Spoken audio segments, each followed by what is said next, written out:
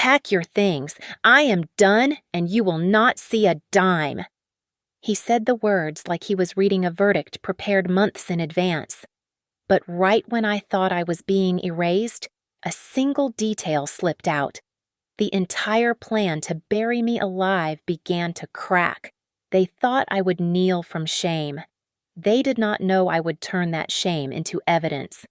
My name is Brielle Carver, and at 34 years old, I walked into the Ridgway County Superior Court in Fairmont, Pennsylvania, believing the biggest problem of my day would be finding a parking spot. I checked my watch. I had exactly 45 minutes allocated for this. It was supposed to be a simple procedural signing, a no-contest divorce we had agreed upon over a quiet dinner 2 weeks ago.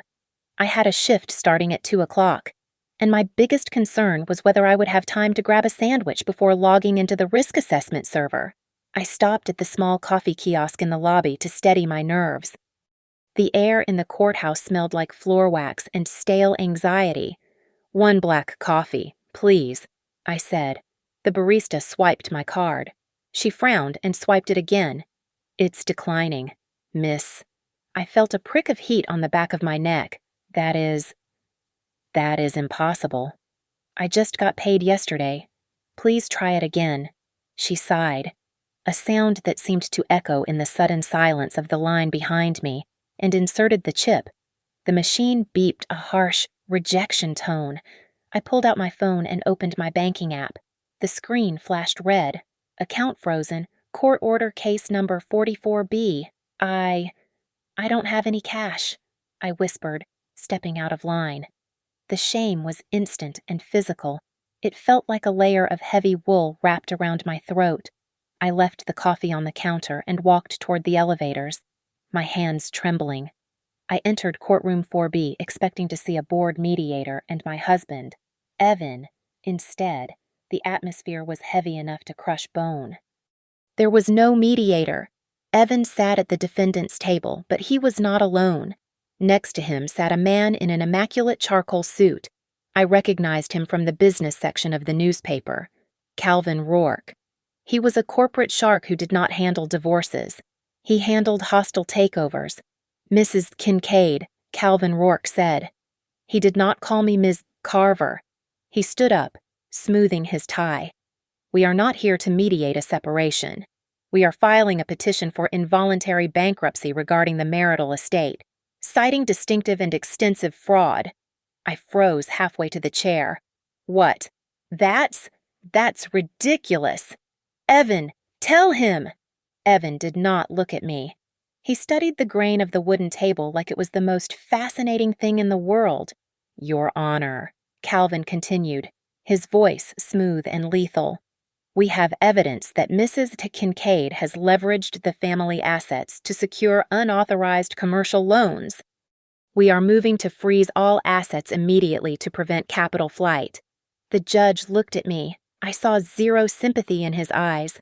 I was already guilty in the geometry of the room. "Granted," the judge said. "All accounts associated with Brielle Carver are frozen. Access to safety deposit boxes is revoked. Payroll garnishment is authorized effective immediately." Wait, I gripped the edge of the table. I haven't done anything. I can't even buy a cup of coffee right now. You can't just— "Order is entered," the judge said, banging the gavel. It sounded like a gunshot. 10 minutes later, I was standing in the parking garage. My legs felt like water. They had taken everything, every cent I had saved, every bit of security I had built since I was 22. I reached for the door handle of my sedan, a lease to own. I was 3 payments away from paying off. The door remained locked. I pressed the key fob. Nothing. My phone buzzed in my hand. A text message appeared. "Remote disablement activated. Repossession team dispatched. Do not attempt to operate the vehicle." It arrived exactly 3 minutes after the gavel fell. It was seamless. I looked up, across the aisle. A black luxury SUV idled with tinted windows. The rear window rolled down just an inch. I saw silver hair and a flash of pearls. Vivian Kincaid, my mother-in-law. She was not looking at Evan. She was looking at me. She offered a small, tight smile. It was not a smile of greeting. It was the smile of a child watching an ant burn under a magnifying glass. The window rolled up. The SUV drove away. The realization hit me harder than the frozen bank account. The paperwork Calvin Rourke had pulled from his briefcase was too thick to be improvised. The forensic accounting claims were too detailed. They had not just reacted to a divorce. They had been building this cage for months. I was not a partner in this marriage. I was a scapegoat. They needed a body to pin a financial crime on, and I was the one they had fattened up for the slaughter. I looked at my dead car. I looked at the phone that would probably be cut off by sunset. I took a breath, and the trembling in my hands stopped. It was replaced by a cold, hard clarity. They thought they had stripped me naked. They thought I would crawl. They made one mistake. They used my name and my signature to build their lie. If they want to use my signature as a weapon, I whispered to the empty garage, then I will make sure that signature becomes the evidence that sends them all to prison. 5 years ago, I was a ghost in the machine of the American economy. I was a senior risk analyst at North Bay Riskworks, and I lived my life by the same algorithms I used at my desk. I paid my rent 3 days early. I carried zero balance on my credit cards.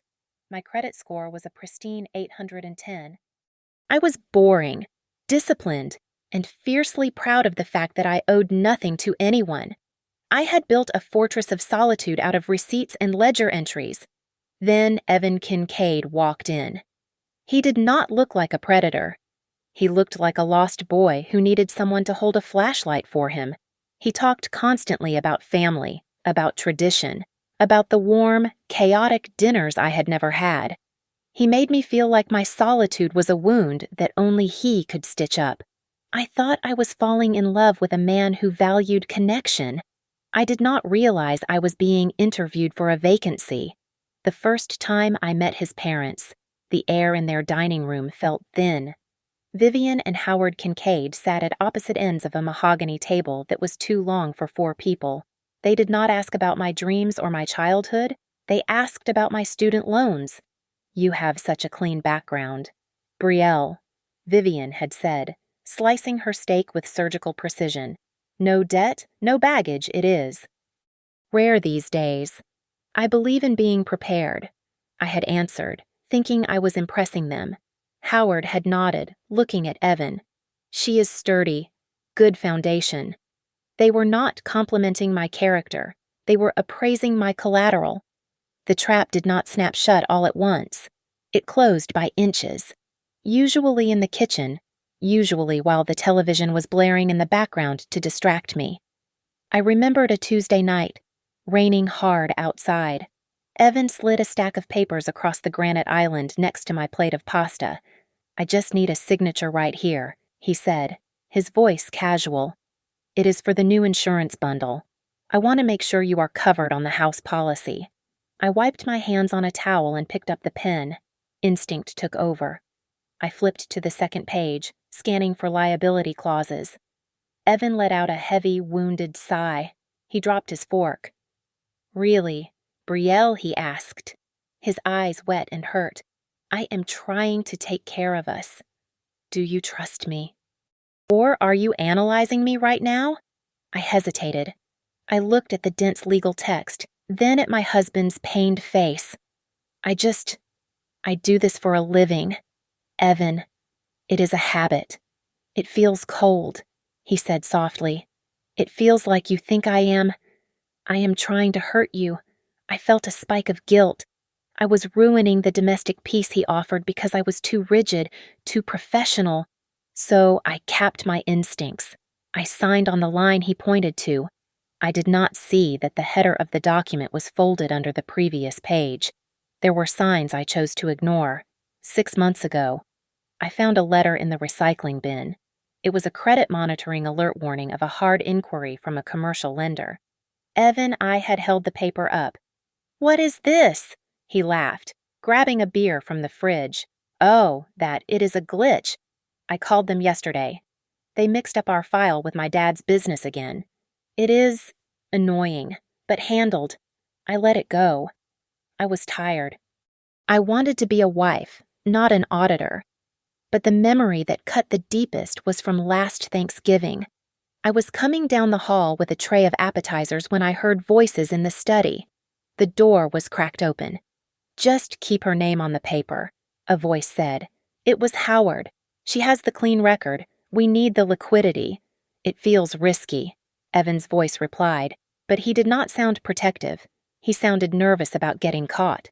"Relax," Howard said. "Calvin Rourke handles the rest." I froze. My heart hammered against my ribs. Rourke. I had seen an envelope from the law firm Rourke and Slate on the counter weeks ago, addressed to me. I had not opened it.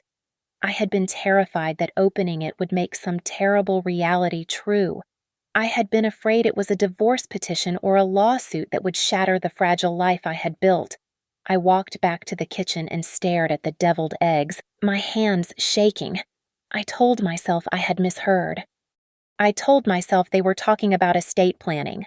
Now, standing in the wreckage of my life, the truth was a cold iron weight in my stomach. I had never been a member of the Kincaid family. I was a credit battery.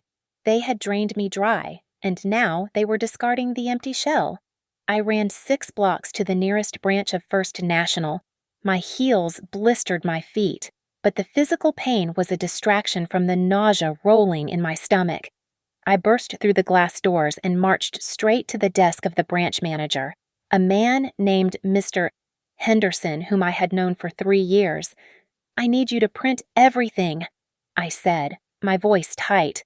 "Every loan application, every guarantor agreement, every inquiry attached to my Social Security number for the last 5 years. He looked at my disheveled hair and the sweat on my forehead. He hesitated, then turned to his keyboard. 10 minutes later, he handed me a stack of paper warm from the printer. I flipped through the pages, my analyst eyes scanning for outliers. I stopped on page 4. There was a commercial guarantee for $780,000 secured against the assets of a company called Kincaid Heritage Build Co. At the bottom of the page was my signature. It was not just similar, it was identical. The loop of the B, the sharp cross of the T. It was a perfect replica of the signature I used on my driver's license. I never signed this, I said, my finger trembling on the paper. "Mr. Henderson, I have never heard of Kincaid Heritage Build Co." He adjusted his glasses, looking uncomfortable. "Mrs. Kincaid, the file shows a notarized witness. We have a copy of your license on file. The funds were disbursed 14 months ago. Disbursed to whom I demanded. To the corporate account. Look, if there is a dispute..." My phone pinged. I looked down. It was an email from Calvin Rourke. The subject line read, "Settlement offer. Time sensitive." I opened it. The text was brief. "Client offers to seal all court records regarding fraud allegations in exchange for immediate signature on the attached admission of liability and voluntary surrender of assets. This offer expires in 4 hours. It was the second trap. If I signed to save my reputation, I admitted guilt. If I fought, they would drag my name through the mud until I drowned.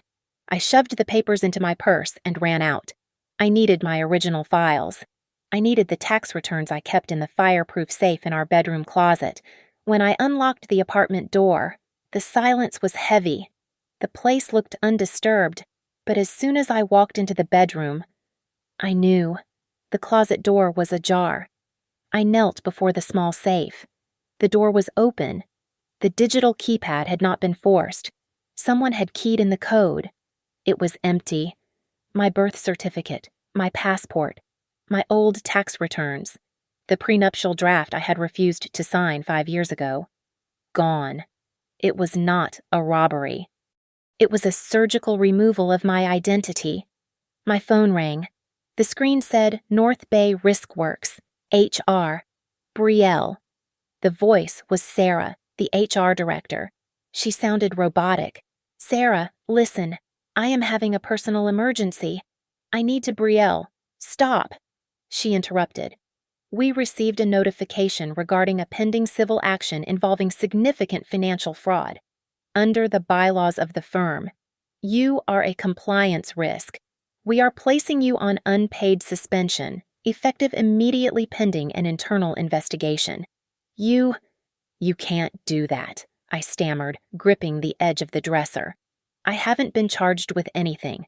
This is a divorce tactic. We handle millions in client assets. Brielle, we cannot have a risk analyst flagged for $700,000 in fraud. Do not log in. Your access is revoked. The line went dead. A moment later, a notification from my landlord's portal popped up. Lease termination notice. Violation of Clause 14B, criminal and financial liability risks. You have 72 hours to vacate. I sat on the floor of the bedroom. The carpet was rough against my legs. I had no job. I had no home. I had no car. I had no money. They had timed it perfectly. They stripped me of the ability to hire a lawyer before I even knew I needed one. I looked at the empty safe. Then I looked at the stack of papers from the bank. I stopped crying. The panic began to recede, replaced by the cold, mechanical hum of my professional brain. I spread the papers on the floor. I pulled a pen from my purse. I started circling dates. I started building a timeline. They did not just want the money. If they only wanted money, they would have settled. This was different. They wanted to make me radioactive. They wanted to ensure that no one would ever hire me, rent to me, or believe me ever again. Okay, I said to the empty room. You want a war, I will give you a war. Southline Legal Aid was located in a strip mall between a laundromat and a discount liquor store. It smelled of stale coffee and desperation. I sat across from Mara Pike, a lawyer who looked like she slept 3 hours a night and sustained herself on pure caffeine and spite. She wore a blazer over a faded band t-shirt, and her desk was a chaotic mountain of files. I have no money, I said, my voice barely steady. They froze my accounts. They locked my home. I have $18 in my pocket. Mara did not offer me sympathy. She did not offer me a tissue. She leaned forward and looked me dead in the eye. Stop, she said sharply. Do not play the victim. They eat your emotions. Rourke and his clients feed on tears. If you want to survive this, you need to turn off the waterworks and turn on your brain. He has Calvin Rourke, I said. He is a partner at the biggest firm in the city. Rourke is a bully in a $3,000 suit. Mara scoffed. I hate bullies. But listen to me closely. I am overworked and underfunded. If I take this case, you do 90% of the work. You are a risk analyst. Good. Analyze. I handle the judge. You handle the paper.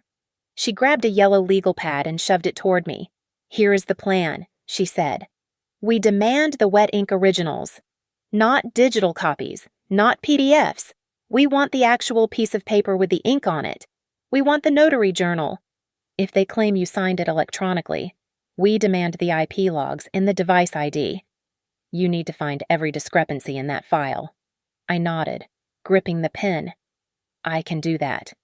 And Brielle Mara added, You are invisible now. Do not call Evan. Do not text him asking why. Do not post on social media. If you breathe wrong, Rourke will twist it into an admission of guilt. You are a ghost until we have ammunition. I left her office with a list of tasks and a knot of dread in my stomach. I had to survive. I walked 3 blocks to a pawn shop on 4th Street with a neon sign buzzing in the window. I pulled my wedding ring off my finger. It felt like peeling off a layer of skin. The man behind the counter looked at it under a loupe. $400, he grunted. It was appraised for $2,000, I said, my voice shaking. $400. Take it or leave it. I took the cash. I bought a cheap burner phone from a convenience store. I bought a carton of instant noodles and a gallon of water. I found a motel on the edge of town that rented rooms by the week for $200. The sheets were thin and the walls smelled of cigarettes, but it had a desk. That night, I did not sleep. I laid out the photocopies of the loan documents Mara had pulled. I turned on the desk lamp and went to work. I compared the signature on the fraudulent guarantee to my old journals. The slant was too perfect. Real signatures have variants.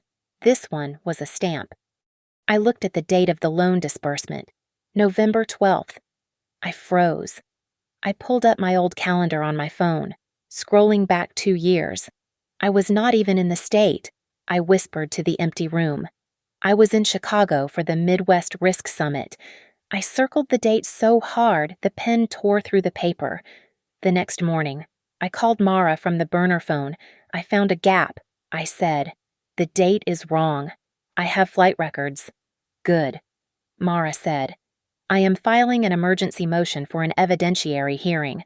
We are going to force them to produce the originals within 48 hours. Will they do it?" "They will try to stall," Mara said. "But listen to me.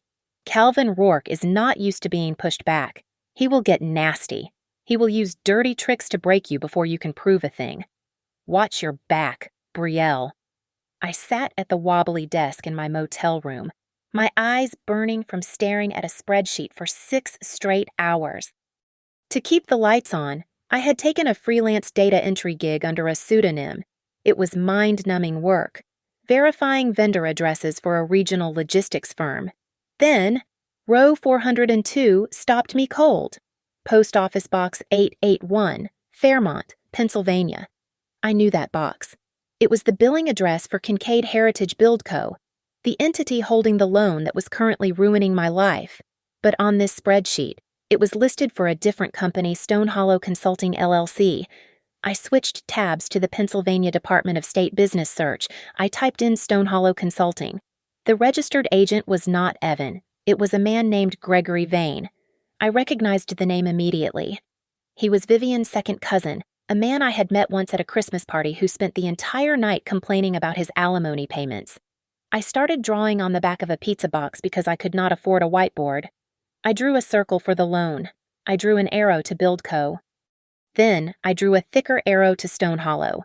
I pulled up the few bank statements Mara had managed to scrape together during discovery. The pattern was undeniable. Money entered Build Co. from the loan attached to my name. Within 48 hours, 70 to 80% of it was wire transferred to Stone Hollow as consulting fees. From there, it vanished into personal expenses payments to the Ridgeway Country Club, payments to a travel agency for a corporate retreat in the Maldives, and massive payments to American Express titanium cards. They were not building houses. They were laundering my credit score to pay for their lifestyle. I went back to the loan document, the one with the forged signature. The date of execution was November 12th. I opened my cloud photo storage. I scrolled back 2 years. November 12th. "Got you," I whispered. On November 12th. I was not in Pennsylvania signing away my financial future. I was in Chicago at the Midwest Risk Summit. I had a geotagged photo of myself standing at a podium, holding a microphone. I had an airline confirmation code. I had a hotel receipt for a room at the Palmer House. The signature on the document was not just a forgery, it was a trace. They had likely lifted it from a birthday card or a tax return, projected it, and inked it. The notary stamp had to be fake or bought. This was not a desperate husband making a mistake. This was a screenplay. I picked up my burner phone and dialed Mara. "Mara." "Listen to me," I said, my voice shaking with adrenaline. "They are not just hiding assets. This is a bust-out. They loaded debt onto me to clear their own personal ledgers. They are using me as a trash can for their insolvency." "Are you sure?" Mara asked. "I have flight records," I said. "I was in Chicago when that loan was signed. Physically, it is impossible for me to have been there. It is a setup." "That changes the game," Mara said. I could hear the click of her lighter. "We are done playing defense. I am going to file for a forensic document examination. We are going to demand the PDF metadata for that loan agreement. If they pasted that signature digitally before printing, the code will show it. And I am issuing subpoenas for the wire transfers from Stone Hollow. They will fight it," I said. "Let them," Mara replied. "We just found the gun. Now we just need to prove who pulled the trigger." I hung up, feeling the first spark of hope I had felt in weeks. I turned back to my laptop to save my notes. A new email notification sat in my inbox. It was from an anonymous sender, a string of random numbers and letters. I opened it. The message contained only 2 sentences. Do not trust your old company. Someone opened the door from the inside. To secure a commercial loan of nearly $800,000, a bank needs more than a stolen driver's license. They need proof of income. They need tax transcripts. They need an employment verification letter on official letterhead. That kind of data was locked behind 3 layers of encryption at North Bay RiskWorks. I texted Talia Mercer. She was a junior analyst I had trained, one of the few people who had not blocked my number. We met at a 24-hour diner near the highway at 3 in the morning. Talia looked terrified. She kept glancing at the door. I shouldn't be here. Brielle, she whispered, sliding a folded piece of paper across the greasy table. If HR finds out I pulled the access logs, I am fired. Gone. I just need to know who printed my file, I said, keeping my voice low. The bank had a full employment history. Someone gave it to them. Talia swallowed hard. I checked the server traffic. There was no external breach. It was an executive bypass. I unfolded the paper. It was a print log. Executive bypass, I asked. Someone with admin privileges accessed your personnel folder, Talia said, her voice trembling. They didn't just view it. They sent the entire packet to the printer on the 42nd floor. The executive suite. I looked at the timestamp, 2:14 in the morning, 3 weeks before the loan was finalized. I looked at the user ID, AK admin. My blood ran cold. Arthur Klein. He was the interim CFO of North Bay. Arthur. I breathed. Suddenly, a memory flashed in my mind. The company holiday party last year. I had seen Arthur Klein standing near the open bar, laughing and shaking hands with a man who did not work for North Bay. At the time, I thought nothing of it. Now, the image was crystal clear. He was shaking hands with Howard Kincaid. He sold me out. I said, Howard knows him from the club. They traded my career for a favor. Brielle, there is more. Talia said, people are talking. There are emails. She did not have to explain. My phone vibrated against the table. It was a notification from the freelance platform I was using to survive. Contract canceled, violation of community standards. Then another, account suspended. I opened the local community watchdog group on social media. There was a post, pinned to the top, with a photo of me taken outside the courthouse. The caption read, Local risk analyst investigated for massive corporate fraud. Do not hire. Do not rent. Protect your neighborhood. It had hundreds of shares. I looked at Talia. She was already sliding out of the booth. I have to go. She said, I can't be seen with you. She left me alone in the neon glare of the diner. I understood the strategy. It was scorched earth. They did not just want to win the lawsuit. They wanted to starve me out.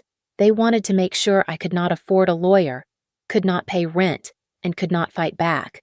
They were burning the ground beneath my feet so I would have no choice but to surrender. I drove back to the motel, my knuckles white on the wheel. When I walked into the room, my burner phone rang.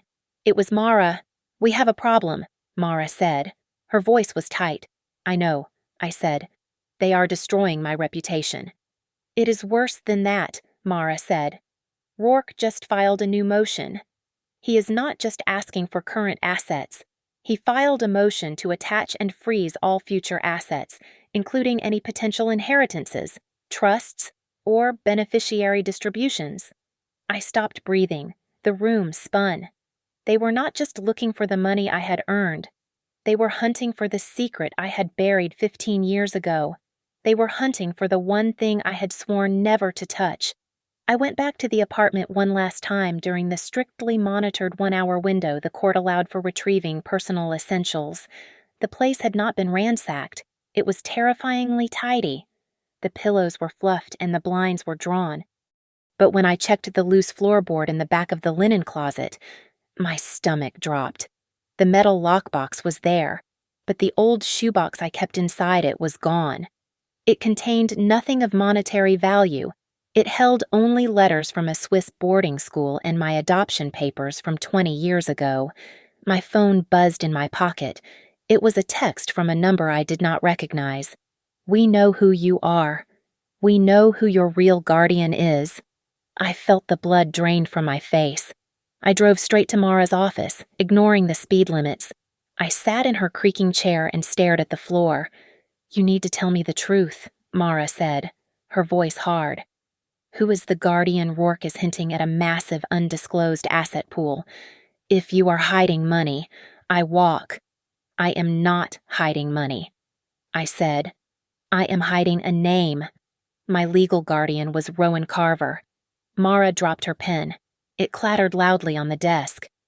"Rowan Carver, the founder of Carver Meridian, the man who owns half of downtown.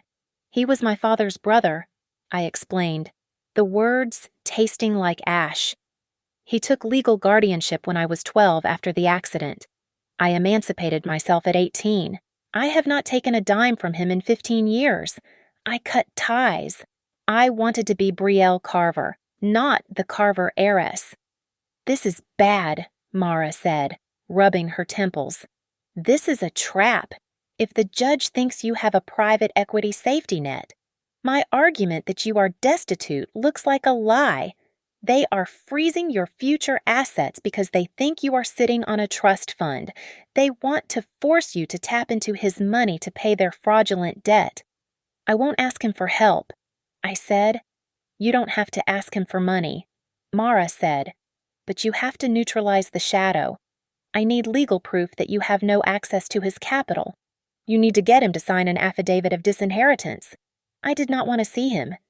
I would rather have slept on the street, but I had no choice. I stood in the lobby of the Carver Meridian Tower, outside. The rain was coming down in sheets, and I was soaked to the bone. The security guard looked at my wet coat and cheap shoes with professional disdain. "Mr. Carver does not see walk-ins," the guard said, moving to block my path to the elevators. "Tell him—" I hesitated, my voice shaking. "Tell him the Magpie box has been stolen. Tell him I need to invoke the severance clause." The guard spoke into his earpiece. His eyes widened. He stepped aside. 10 minutes later, I was on the top floor. The office was glass and steel, cold and impersonal, smelling of ozone and expensive leather. Rowan Carver stood by the floor-to-ceiling window looking out at the gray city. He did not turn around when I entered.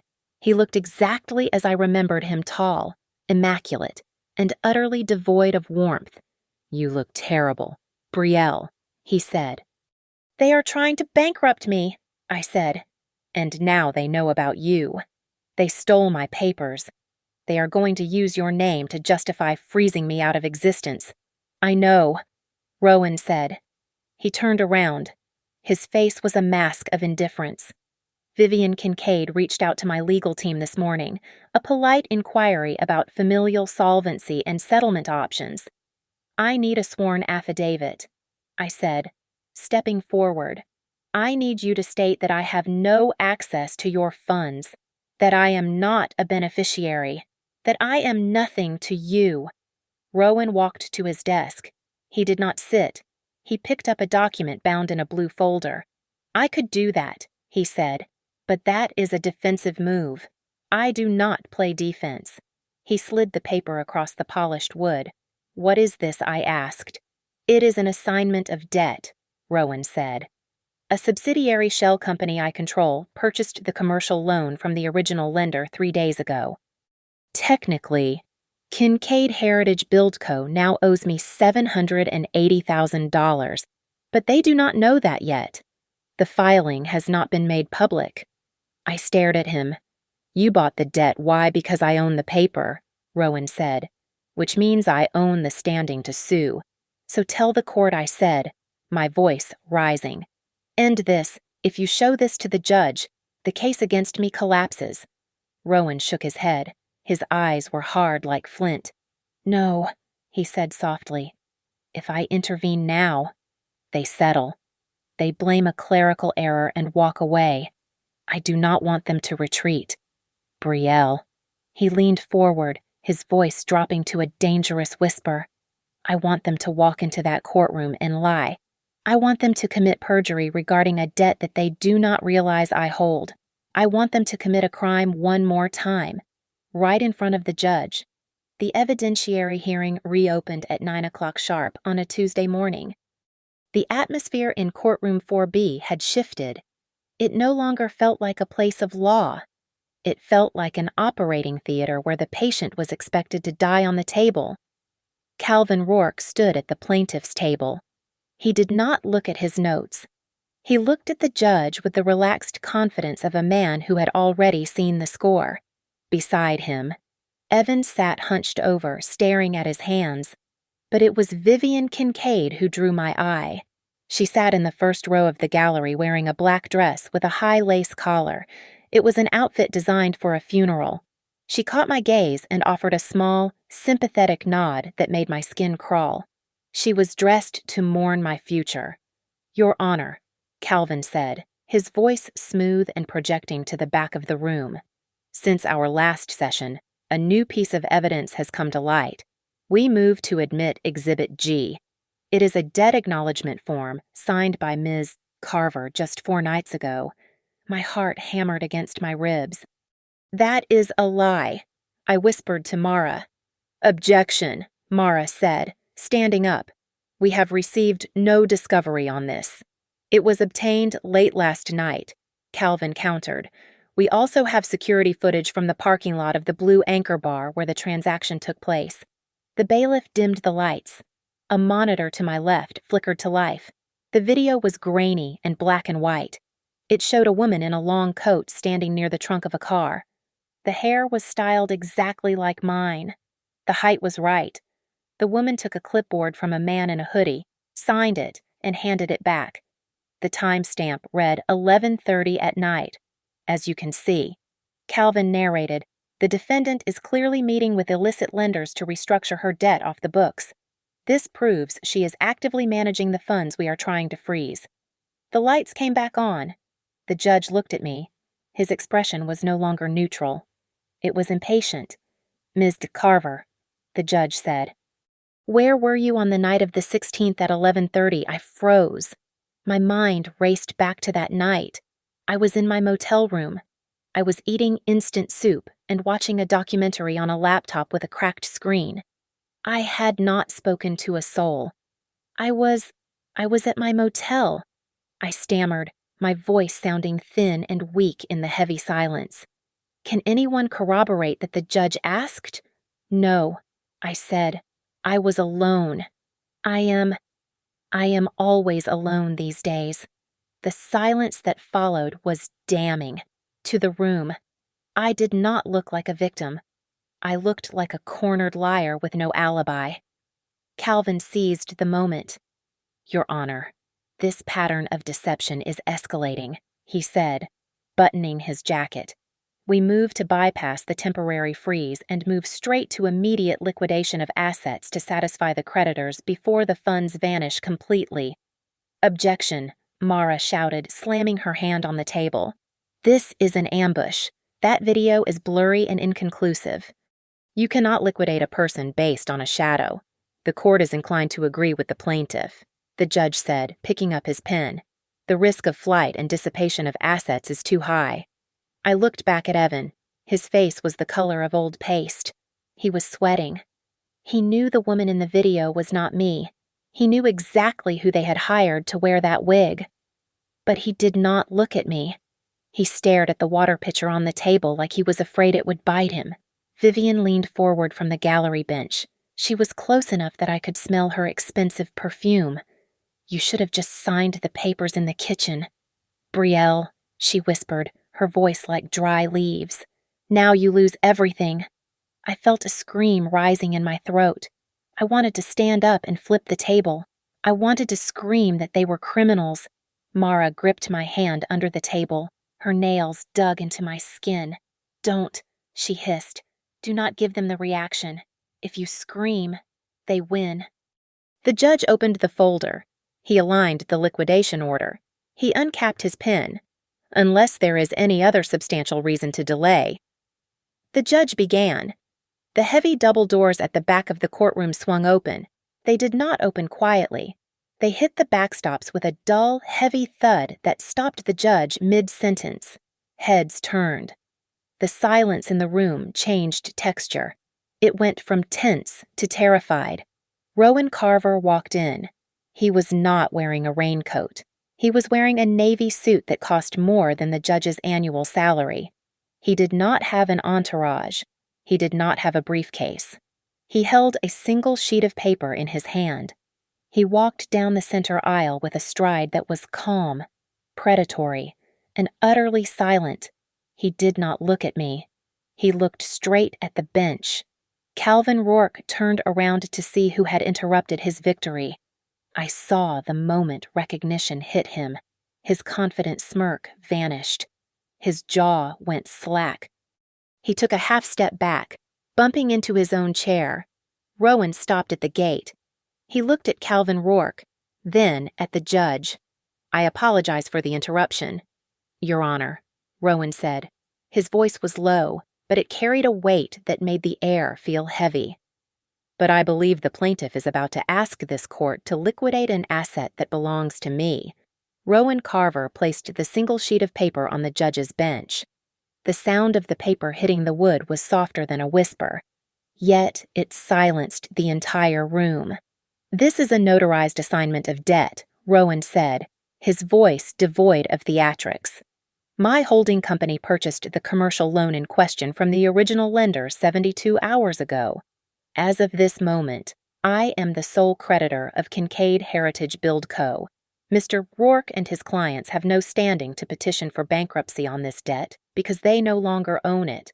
The judge picked up the document. He read it once, then looked over his glasses at Calvin Rourke. "Mr. Rourke," the judge said, his voice dangerously low, "were you aware that your client was no longer the holder of this note when you moved to liquidate the defendant's assets 5 minutes ago?" Calvin Rourke turned pale. He looked at Evan, then back at the judge. "Your Honor, I was not informed of any transfer. This is a surprise to us. It is about to get more surprising," Mara said. She did not wait for permission. She marched to the podium. "Your Honor, while Mr. Rourke is checking his voicemail, I would like to draw the court's attention to the metadata of the so-called Confession of Debt introduced as Exhibit G." She plugged her tablet into the display system.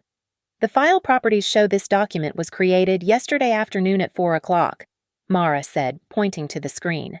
"Furthermore, if you zoom in on the notary stamp, the font is Arial narrow.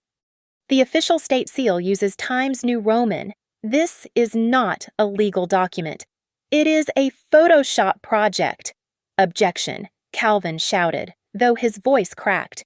"This is speculation. I have more," I said, standing up. My legs felt solid for the first time in weeks. I held up the packet of flight records. Regarding the original loan from 2 years ago, on November 12th, the day I allegedly signed that guarantee in this city, I was checking into the Palmer House Hilton in Chicago. Here is the flight manifest. Here is the hotel receipt.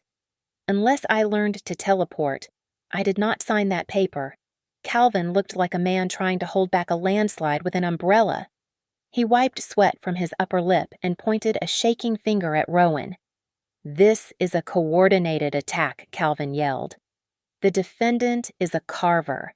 She has access to millions in family trust funds. She is pleading poverty while hiding behind one of the biggest private equity fortunes in the state to evade her marital obligations." Rowan did not even look at Calvin.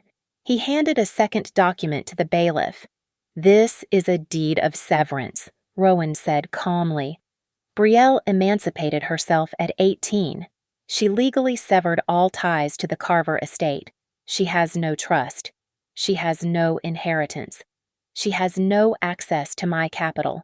She has been living on a risk analyst's salary for a decade because she refused to take my money. The only thing she is hiding, Mr. Rourke, is her pride." The courtroom was dead silent. The narrative of the greedy wife had just evaporated. Mara signaled to the back of the room. The doors opened again. A young man in a cheap suit walked in, looking terrified. "Your Honor," Mara said, "I call Noah Briggs. He is a former paralegal at Rourke and Slate." Noah took the stand. He did not look at Calvin. "Mr.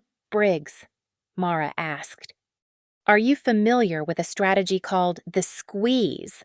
"Yes," Noah said, his voice trembling. It is a package we sell to high-net-worth clients who want cheap divorces. We hire actors to stage compromising videos. We use a template to forge digital signatures on debt acknowledgments.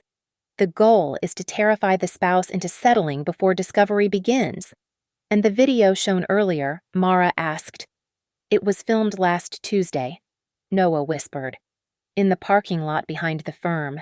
That is not Mrs. Kincaid. That is an actress named Sarah." The judge set his pen down. He looked at Calvin Rourke with an expression of pure, icy rage.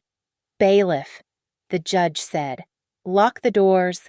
Nobody leaves this room. We are moving immediately to a sanctions hearing." Panic rippled through the plaintiff's table. Vivian Kincaid had lost her funeral composure. She was gripping the bench in front of her, her knuckles white. Calvin was frantically typing on his phone. "But I was not looking at them. I was looking at Evan. He was shaking. His head was down, his shoulders hunched. He looked like a child who had broken a vase and was waiting for the belt. He was the weak link. He had always been the weak link." I leaned over to Mara. "Look at him," I whispered. Mara followed my gaze.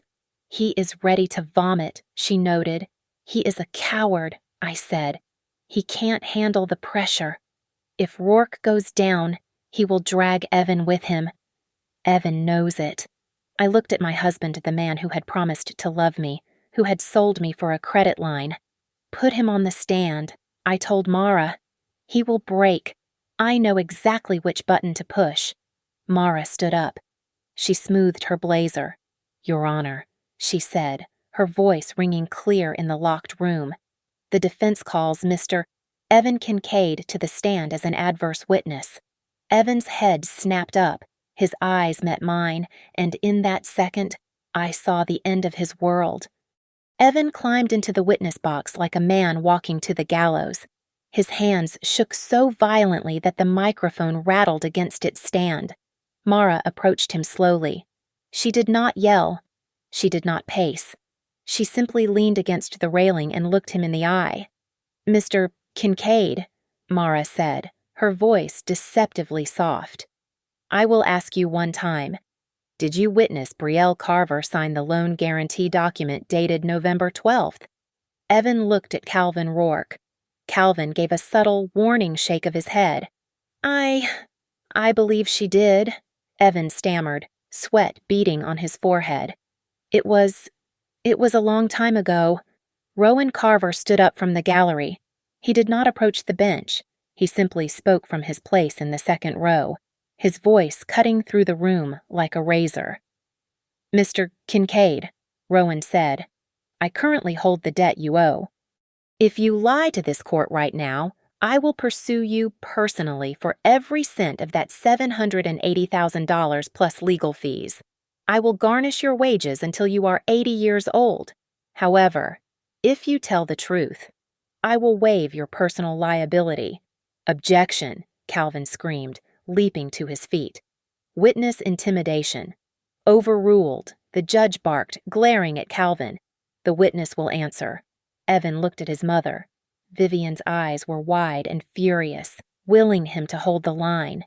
Then he looked at Rowan, who looked like an executioner waiting to drop the blade. Evan cracked. He slumped forward, burying his face in his hands. "She didn't sign it." Evan sobbed into the microphone. It wasn't her." A collective gasp swept through the room. "Who was in the video?" Evan Mara pressed. "An actress." Evan confessed, his voice thick with tears. "Calvin hired her. He said we needed visual leverage. The signature was traced." "Vivian told me to do it," She said Brielle was too stingy to help the family, so we had to make her help. Liar. Vivian shrieked from the gallery.